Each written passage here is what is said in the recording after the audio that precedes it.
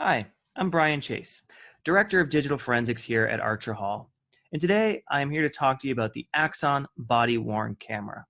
This is the device used by most law enforcement agencies around the country for their officers. The device itself is engineered to last for a 12-hour shift, meaning the battery and the storage capabilities of the device should be able to last for a full 12 hours. When an agency orders these devices, they have a number of settings they need to configure.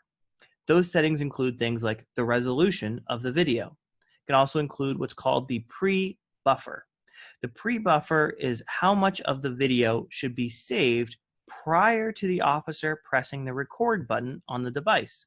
Because the device itself is always recording. It's just not always saving the recording. Once an officer presses the record button, it will record back a number of seconds from that pre-buffer. The number of seconds it saves back from that pressing of the record button is set by the agency. The agency can also determine whether or not to allow officers to mute the audio while the device is recording. If audio muting is enabled, officers have the discretion to mute the device so the device continues to record video but not audio.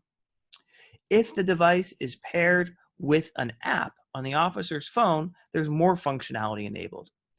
The app can share GPS information with the body-worn camera, and then the body-worn camera will log that GPS information and save it along with the video.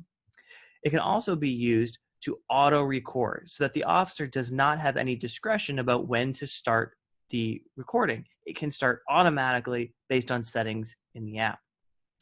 If you want to find out what the settings are for your local police department, you can get those settings through what's called the agency audit log. The agency audit log tracks the settings and changes to the settings made by the agency. If you got a complete audit log dating back to the beginning of when those devices circulated in the agency, you'd be able to see the original configuration of the devices along with changes made by the agency throughout their time of deploying these devices. In addition to the agency audit log, there's also a device audit log. The device audit log tracks a number of different things. Of importance is when that officer presses that mute button or when they flag portions of the video. The mute button also allows for flagging a video. And this just places markers in the video to make it easier for the officers to go back and find certain things in the video if they want to review it after the fact. Those button presses are stored in the device audit log. These are things that the agency may be able to generate themselves through their portal on evidence.com that's run by Axon or through their in-house setup. They might need assistance generating some of these reports from Axon themselves. We know that these devices store all sorts of information and can be configured in a wide variety of manner. It is often difficult to find the particular configuration for your local law enforcement agency. Some information about the device is only kept by Axon and is not necessarily public information, while other information is going to be shared with the agency that you might be able to recover in litigation through discovery or disclosure, or also through public records requests.